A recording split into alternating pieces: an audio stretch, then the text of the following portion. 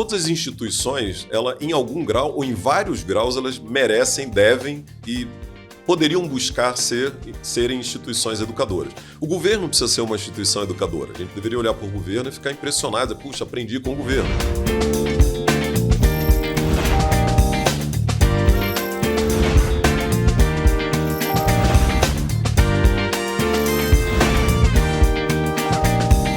Bom, começando mais um programa aqui para lá de especial. Hoje eu tô com o Mekler Nunes, ele que é diretor nacional da ANCO. E aí, Mekler, tudo bom? Olá, boa tarde, tudo bom? Prazer, um privilégio estar aqui com você. Pô, o prazer é meu, Mekler. Obrigado por você ter aceitado o convite, vindo até aqui compartilhar um conteúdo relevante pro pessoal que acompanha o canal. Então, obrigado, viu? Não, seu canal é fantástico. Aliás, recomendo, né, entrevistas maravilhosas. Obrigado. Ô, Mekler, agora é o seguinte, eu entrei lá no seu LinkedIn, que eu sempre fico fuçando as pessoas na internet, né? E aí, no seu LinkedIn tem o banner ali, e lá tá escrito o seguinte: o mundo pode ser um lugar melhor? Ponto de interrogação, uma pergunta, né? Que tal? Ou seja, o que você acha sobre isso? Vem junto, então. E aí tem a afirmação, né? Como é que você faz para o mundo ser um lugar melhor? Perfeito. Eu acho que você é o único que leu esse banner, né? Que é a primeira vez que alguém me pergunta, mas já estou feliz por um impacto, digamos assim. Eu acredito que a gente não está nesse momento, nessa vida, nesse planeta, nesse país, nesse lugar por acaso, né? Então a gente tem presença, tem voz, tem ideias, tem ação, e tudo isso pode se converter ou convergir para algo construtivo, né? Há alguns esforços de destruição, eu pelo menos gosto de estar no esforço de construção. E várias coisas podem ser construídas, né? Você pode construir família, você pode construir amizade, você pode construir conhecimento, você pode construir relacionamentos saudáveis, você pode construir negócios. Então, acredito que todas essas construções nos dão oportunidade de tornar ou criam a possibilidade de um mundo melhor. Como essas coisas eu estou fazendo, eu digo, vem junto. Simples assim. Mas qual que é o seu papel nessas mudanças? Perfeito. Eu atuo há 16 anos na área de educação. E educação tem um poder transformador. É uma das atividades humanas mais históricas, né? Supostamente, mesmo os povos ancestrais tinham um processo de transmitir conhecimento, cultura, valores, história para os seus descendentes.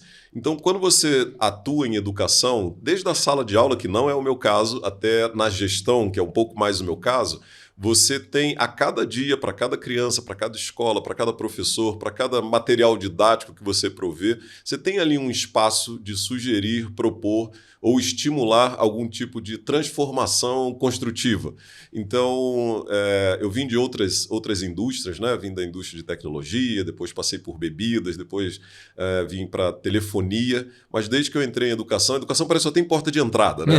A gente percebe que é possível construir valores, sociedades, comunidades, nações melhores a partir do conhecimento, a partir da interação que o conhecimento promove. Então, atuando nesse setor, eu acredito que eu contribuo de alguma forma na atividade profissional, no coletivo. Ô, Mekler, agora você que é dessa área de educação, você acredita que a educação se reinventa? Olha, eu vim de um evento agora bem interessante, que tinham muitos expositores, e eu fiz uma coleta dos nomes, dos apelos, digamos assim, que esses expositores estavam propondo nas soluções que traziam. Uns colocaram transformando, os outros inovando, os outros reinventando, fazemos a disrupção da educação, a revolução, a evolução. Tinham várias palavras de ordem, né, digamos assim, sobre a possibilidade, a necessidade da educação se reinventar, digamos assim. Eu acredito que sim, né? A educação, por premissa, ela é seguidora, né? O mundo se transforma, a educação acompanha. Em algumas situações muito particulares, a educação pode ser pivô, ela está adiante do que é a sociedade, do que é a história da vida, digamos assim. Mas por ser uma seguidora, tipicamente, ou de forma mais comum, quanto mais o mundo se transforma, ou a cada grande mudança do mundo, a educação pode se reinventar. Ela se reinventou, pegar assim, 500 anos, né? Quando começaram as grandes navegações e foi feito o primeiro mapa mundi, né? E aí se chegou à conclusão de que o mundo era dominável, digamos assim, através das águas. Ali se criou toda uma avenida de geografia, por exemplo, e cartografia, que não havia antes, né? Agora um exemplo mês passado, né? Assim, com a liberação do, digamos assim, popular da inteligência artificial, tem toda uma avenida de novas coisas, né? Novas águas vão ser navegadas nesse conhecimento que até então nem se sabia que poderia ser tão fácil. Então, a cada mudança dessa, pequena, médio, grande, né? Você tem áreas muito robustas que estão em vias de aparecer, como as áreas genéticas, áreas de nano isso, nano aquilo, né? De micro, as áreas fora do planeta, né? Com esse novo telescópio que está mandando fotos incríveis para nós, a gente fica imaginando assim até onde, e como. Então, cada oportunidade dessa, a educação pode se reinventar no aspecto conhecimento. No aspecto transformação das sociedades também. Hoje temas como diversidade, novas famílias, enfim, perspectivas democráticas e políticas que estão se aperfeiçoando ao redor do globo, a própria interconectividade global, tudo isso também cria oportunidade no fórum íntimo ou familiar ou pessoal de se reinventar processos educacionais. Então, a demanda é infinita e os horizontes também. Cleber, agora, obviamente eu não sou especialista aqui em educação, então muitas das coisas que eu pergunto acabam sendo minhas próprias dúvidas, Por favor. Você não acha que essa parte, quando a gente fala de reinvenção da educação, transformação, disrupção, que muita gente utiliza, não acaba sendo um pouco contraditório? Vou te dizer o porquê que eu acho isso. Porque hoje o formato de sala de aula que a gente tem, né, do aluno um atrás do outro, o professor na frente ali, vem do século XVII. Pô, a gente já está no século XXI e isso permanece igual. O que você pensa sobre isso? Olha, é verdade. E tem duas situações, né? Tem até umas frases célebres do tipo: a educação é baseada numa infraestrutura do século XIX, o pessoal nem vai tão longe do século XVII, com metodologias do século XX para gerações do século XXI. Essa frase você vê em cada 10 palestras, pelo menos uns 3 usam esse tipo de expressão. O lado é um equívoco duplo. O lado equivocado, né, positivamente, sim, a educação é uma coisa cumulativa. A gente ainda estuda o teorema de Pitágoras, né, as forças da termodinâmica lá que Aristóteles definiu 4 séculos antes de Cristo. Então a gente acumula conhecimento ao longo do tempo, isso é ótimo. Então tem um aspecto da educação que ele pode e deve ser cumulativo. Você não vai jogar tudo que estava para trás fora, né? Senão a Terra ainda seria plana. Né? Alguém descobriu que os planetas, né, não são planos, então a gente precisa acumular esse conhecimento. Por outro lado, sim, a infraestrutura ela tem se uniformizado globalmente e tem havido um certo retardo em reagir a isso. Arrumação de sala de aula, eu acho que é o exemplo mais clássico e um dos melhores, né? Porque assim, as cadeiras são soltas na maioria das vezes. Nada impede mudar o formato, né? Mas ainda há uma certa acomodação nesse sentido. Então, sim, é contraditório, né? Ou, digamos, existem forças antagônicas atuando o tempo todo, né? Quer-se a mudança, mas ainda tem uma certa... Eu vou usar uma palavra dura aqui, mas em muitas situações é real. Tem uma certa preguicinha para fazer a mudança. Né? É que mudar tem que tirar a gente do conforto, né? Exato. Mas eu até brinco com essa expressão de zona de conforto, área de conforto, que eu penso assim, né? Não só para a educação, mas para a vida como um todo. O que é confortável na vida? Bem, confortável é ter boa saúde, confortável ter relacionamentos familiares e sociais adequados, confortável a gente ter um propósito na vida, confortável a gente utilizar bem nossos recursos físicos, financeiros, isso tudo é confortável. Aí eu pergunto, você está confortável agora? Não. Então eu quero ir para a área de conforto, porque eu estou na área de desconforto, porque as coisas não estão funcionando como deveriam. Né? Então só um trocadilho aí para dizer que ir para uma área de conforto requer ação. Né? Não é só sair da área de conforto, porque eu não acho que o que a gente vive é tão confortável assim. Pleno século XXI, uma guerra, né? Assim, que troço mais sem noção, não faz sentido, mas está acontecendo. Então isso não é confortável. Né? É confortável a gente chegar num outro estado, um outro estágio de convivência melhor. Ô Meckler, agora é o seguinte, você trouxe essa questão da tecnologia, né? Que você falou que isso vai se aprofundando também na questão da educação. Mas eu sou de uma época, e olha que eu não sou tão antigo assim, não vou falar velho, não sou tão antigo assim, que a gente decorava número de celular, por exemplo. né?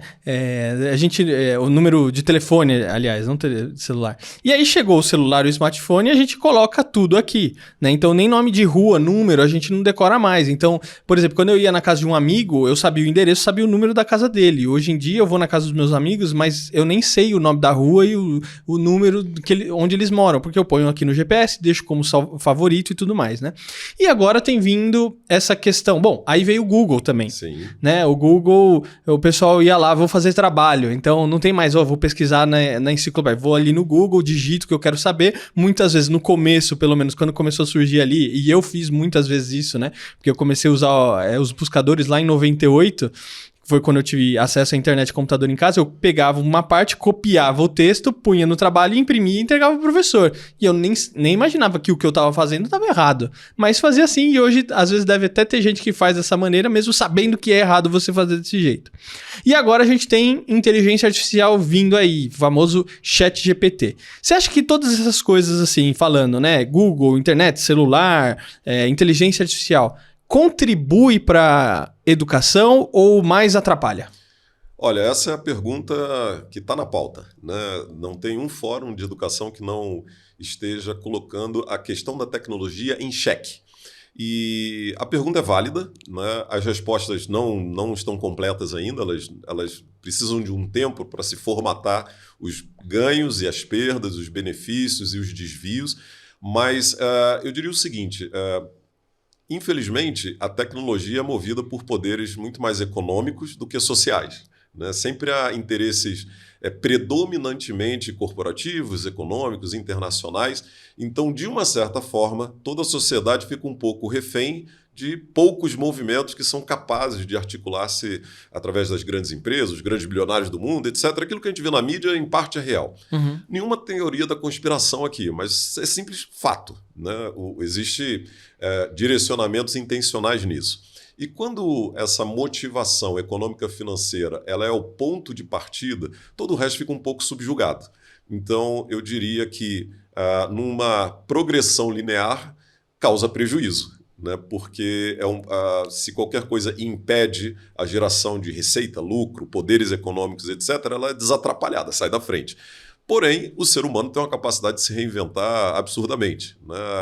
As catástrofes que sempre tiveram na humanidade ainda nos trouxeram a vida como existe hoje. Estamos aqui, apesar de tudo que aconteceu nos séculos passados. Então, vai haver também tenho fé, tenho crença, percebo, né, que vamos conseguir sobreviver a isso, mas vão ter sequelas, né? Alguns especialistas, que eu concordo em parte com algumas projeções, pressupõem que não dá tempo de educar as pessoas, ou a grande massa de pessoas, para se reinventarem profissionalmente com essas novas tecnologias vindo. Então, as chances de desemprego são enormes. Uma onda grande de desemprego, localizada em partes do planeta. Infelizmente, a gente está aqui no Brasil numa parte onde essa onda pode afogar alguns. Eu tenho que concordar um pouco com isso quando eu vejo a dimensão de quanto tempo se leva para aprender algo e como uma tecnologia dessa transforma um mercado, transforma as mídias, transforma as realidades muito rapidamente. Então, tem uma competição aí por tempo, em paralelo com a competição das intenções. Então, acho que tem riscos sim na mesa. Muito bom, Mecler. Estou gostando demais da nossa conversa, mas eu queria chamar agora aqui o PJ Negresco para bagunçar um pouquinho o coreto. Pode ser? Vamos. PJ, onde é que você tá? Fala aí.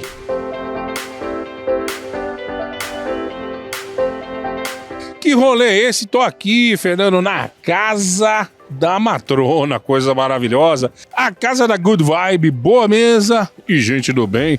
É gente do bem? Vamos conferir. Vem! Você quer falar com o gerente? Olha aqui o gerente, ó que beleza, ó. Vai no meio da orelha o gerente, ó. Suquinhos, confusão, funk Ambev. A galera não gosta muito da Ambev por aqui. Olha, vou falar uma coisa, viu? Eu não sei de que idioma que é. Mas cheira vodka. Deve ser vodka isso, né? E eu tô aqui com o Rafael. Rafael, você que é o mestre cervejeiro aqui, Rafa? Sim, eu sou um dos mestres cervejeiros, né? E nós somos os responsáveis aí por estar fabricando a cerveja artesanal que é comercializada aqui na Casa da Matrona.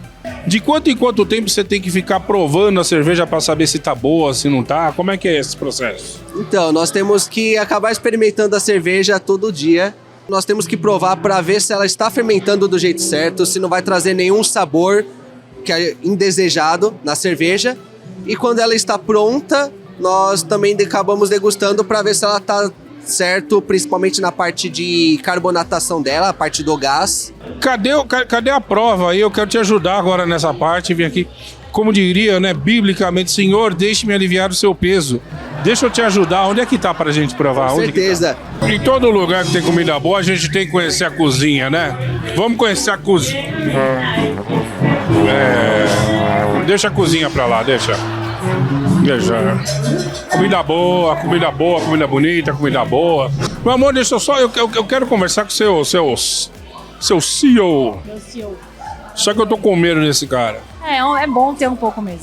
Eu tô com medo desse cara, ele parece um viking. Quantas pessoas ele já matou aqui? Fala pra gente. Eu não posso falar, é segredo. Estamos aqui com o Ivan. Ivan é o CEO aqui da Casa Matrona, não é isso? Sil. Sil? Sil? Não, vai pra lá então, pelo amor de Deus. Fica aí. É um restaurante, é uma balada, é um bar. A gente poderia ser um restaurante, poderia ser um bar, poderia ser um café, mas a gente não se posiciona como tal. A gente se posiciona como casa. O que não pode fazer aqui dentro? Não pode o rolê dos outros amiguinhos. Então é o seguinte, eu posso trazer meu narguilha aqui pra acender e tal, fazer... Não.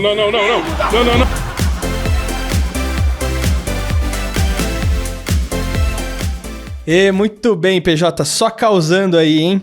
Ô Mecla, agora eu queria saber o seguinte, como é que a gente pode criar uma sociedade mais educadora? Porque quando a gente fala de educação, as pessoas sempre remetem isso às escolas e universidades, mas a gente esquece das famílias, a gente esquece dos negócios que podem ser ambientes também educadores, né? É verdade. Aliás, eu tenho convicções muito firmes a respeito disso, né, de que todas as instituições, ela, em algum grau ou em vários graus, elas merecem, devem e poderiam buscar serem instituições educadoras. O governo precisa ser uma instituição educadora. A gente deveria olhar para o governo e ficar impressionado. Puxa, aprendi com o governo. As mídias deveriam ser instituições educadoras. Toda vez que eu ligo uma TV, vejo uma série, um filme, não importa, leio uma notícia, eu poderia estar aprendendo ou apreendendo algo ou compreendendo algo que eu não tinha entendido até então.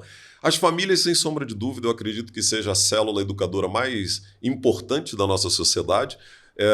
E ela é suprida pela escola, né? Então a escola entra como um agente num composto onde a família continua, na minha visão, sendo a mais importante. Instituições como igrejas, clubes, ONGs, todas elas podem ter um elemento educador, e eu diria mais ainda, as empresas. No caso das empresas, pensando em educação de jovens adultos, ou mesmo dos velhos adultos, né? Tem um jovem adulto e um velho adulto aqui na mesa, né? Então, mesmo pensando nisso, assim, uma consciência crítica que eu tenho, né? O Brasil sempre figura ali entre o 9º e o 10º país de maior economia do mundo em termos de PIB, mas na desigualdade nós chegamos perto da posição número 100 entre 200 países. Então, nós somos um país rico cheio de pobres. A matemática econômica diz isso, não é uma opinião, né? Quando pensamos nas curvas demográficas, as curvas sociais, as curvas econômicas, essa seria a foto mais completa do nosso país. E a nossa formação, educação básica e ensino superior, ela tem suas fragilidades. Muito mais inclusiva, hoje a gente tem muito mais gente estudando do que tivemos no passado, mas ainda deficiente. Então, inevitavelmente, esse ciclo vai ter que continuar, se é que a gente quer se tornar uma camada mais preparada para o mundo global.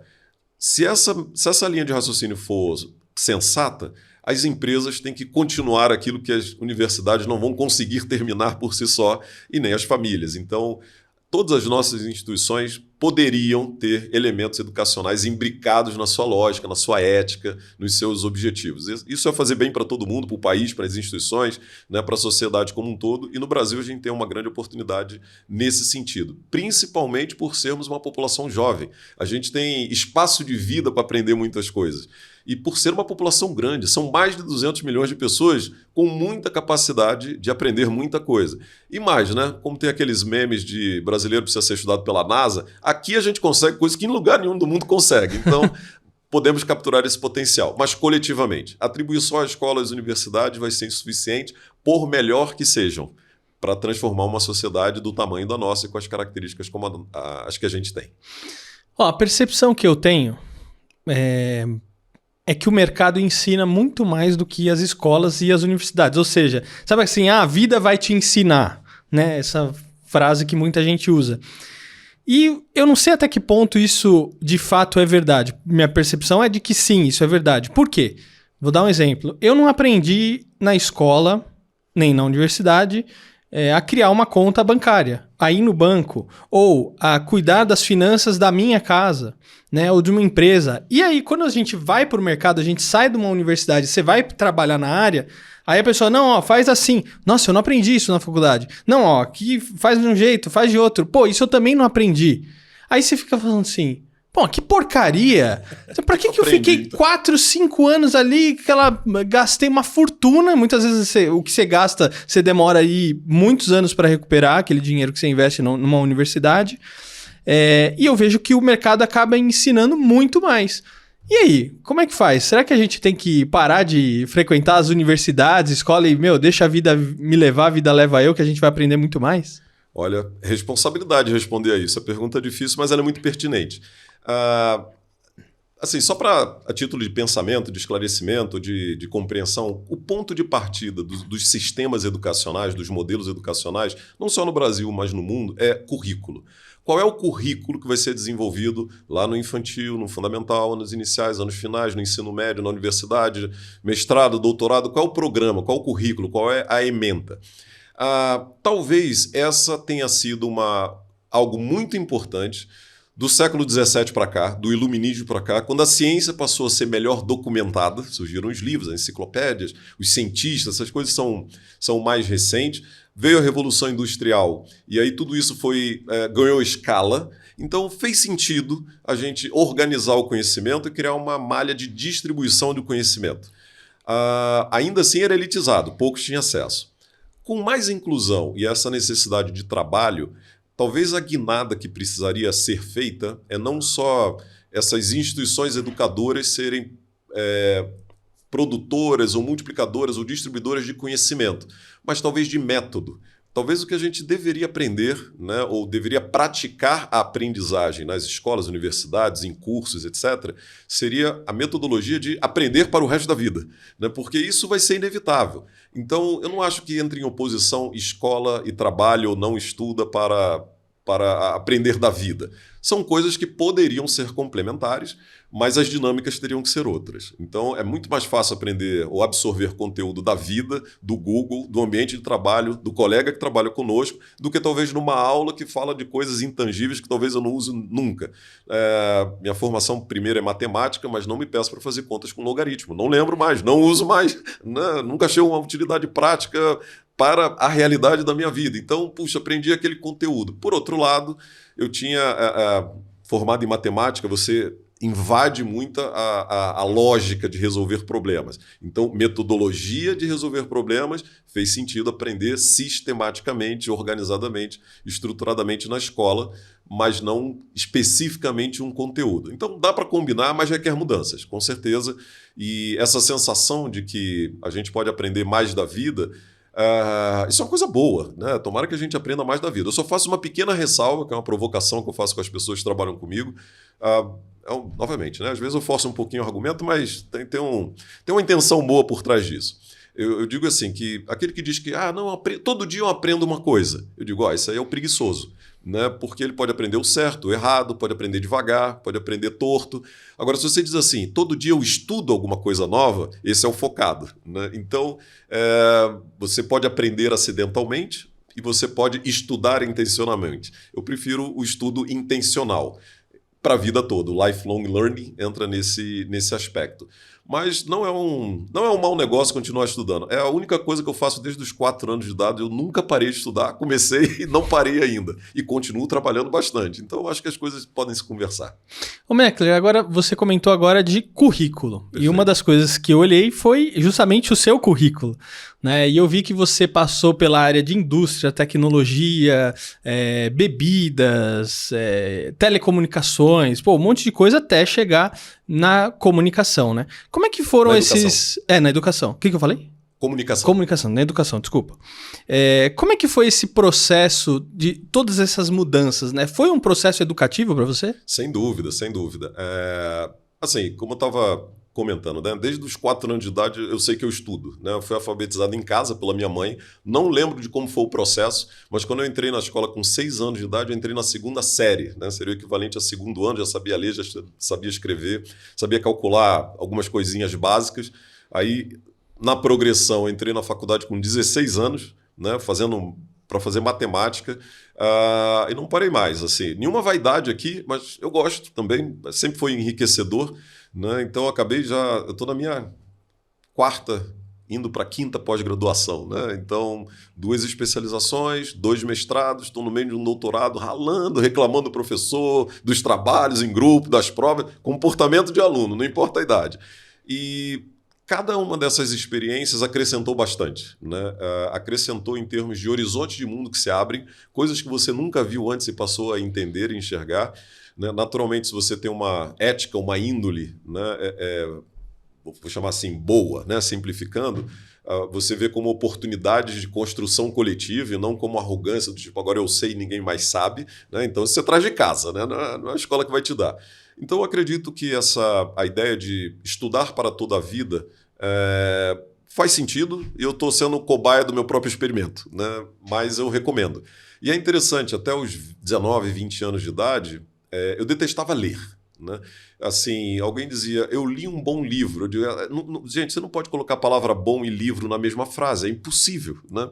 E aí um colega de trabalho me deu um livro, eu li esse livro aqui, achei bem legal. Eu disse, não tem como colocar livro e legal na mesma frase. Ele me emprestou, deixou na minha mesa, eu li e gostei, né? E a partir dali eu me tornei um leitor, né, intenso. Não voraz, mas intenso. Sempre tem um livro me acompanhando em algum lugar. E é interessante, um material, um elemento didático tão antigo como o livro, né, numa velocidade que é lenta, perto de um vídeo, de um áudio, etc. Mas ainda assim ele pode te abrir horizontes, né, faz você pensar, faz você transformar. Então, quem estiver ouvindo a gente e não gosta de ler, é porque você não achou o livro que vai te chamar a atenção. Não é culpa sua, é culpa do livro. Você tem literatura que pode nos abrir horizontes. Ou às vezes culpa de quem te direcionou errado. Também. Isso aconteceu muito comigo, por exemplo. Eu também. Eu tinha 10 anos de idade, como eu era precoce em faixa etária, eu estava lendo lá Macunaíma, outras obras. Eu não entendia o que eu estava, não tinha repertório de vida para ler aquilo. Então a leitura se tornou um fardo, algo enfadonho, algo inalcançável, algo inútil, literalmente, para uma criança de 10, 12 anos estudando literatura brasileira clássica na escola pública, né? Então... eu entrevistei aqui no canal o Salomão Esper, 93 anos, e ele com aquele português assim impecável e que quando ele fala, às vezes parece que está remetendo justamente a esses livros que você trouxe. Eu falei assim, cara, esse livro só o Salomão Esper para ler, porque não dá, é difícil. É verdade, é verdade. Mas, assim, o ambiente de aprendizagem é muito rico. Realmente a gente pode estudar a partir de vários aspectos. Nessa coisa do currículo, inclusive, uma das tendências, né, que ela é extremamente saudável, mas é desafiadora, é você eliminar as caixinhas das disciplinas, né? Agora você vai ter uma aula de matemática, agora você tem uma aula de geografia, agora você tem uma aula de história, agora você tem uma aula de artes, né? E às vezes as escolas ou as instituições de ensino como um todo perdem a oportunidade, por exemplo, de uma Copa do Mundo, de uma Olimpíada, né, de fazer uma interdisciplinaridade fantástica, né, misturando culturas, moedas, modelos políticos, linguagem, alimentação, estilos de vida, por exemplo, capturados na aula de educação física, por exemplo. Né? Então, essa modalidade de educação por projetos, algumas instituições têm conduzido de maneira fantástica, e quando você vislumbra, isso aí talvez seja uma resposta mais compatível com as demandas do século XXI. Até porque os nossos problemas são transversais, né? Uma poluição, um desmatamento da Amazônia altera as chuvas de São Paulo. Uma poluição na Índia, ela contamina ali diversas regiões do Oceano Índico. Um vulcão na Islândia bloqueia o tráfego aéreo da Europa inteira. Então, o mundo está conectado de um jeito que as disciplinas isoladas elas podem não fazer mais sentido, né? A pandemia foi um caso recente, onde um vírus que ninguém nunca viu a cara, mas botou todo mundo dentro de casa. Agora uma guerra que afeta o sistema econômico global em algum ponto. Então, essa interconexão precisa entrar também nos currículos, na sala de aula, nas instituições de ensino. E é interessante que as crianças, elas lidam com a vida dessa maneira. Elas não separam em disciplinas, né? Depois que a gente bota ela nas caixinhas, mas Sim. de modo geral elas aprendem inclusive com o corpo, né? Elas se mexem para aprender e a gente é colocado lá sentadinho para aprender. Então tem algumas coisas meio óbvias que já poderiam ser feitas. Muito bom. Olha, Meckler, queria te agradecer demais por você ter vindo aqui, compartilhado um pouco da sua história e da sua percepção a respeito de educação. Obrigado. Nada, foi um prazer e espero ter contribuído, feito alguém pensar em algum ponto. Eu acho que esse é o nosso objetivo. Se às vezes uma pessoa só assiste ou ouve aqui o programa e fala assim, nossa, olha isso aqui, eu nunca tinha ouvido ou parado para pensar, e às vezes isso muda o rumo da vida de uma pessoa. Então esse é o nosso objetivo aqui. Obrigado. É verdade. Parabéns pelo seu programa novamente. Estamos aí. E olha, você que nos acompanhou até aqui, não esquece aí de deixar o seu like, o seu comentário, se inscrever no canal. E olha, eu vejo você no próximo episódio. Até a próxima. Tchau. Tchau, Meckler. Até logo.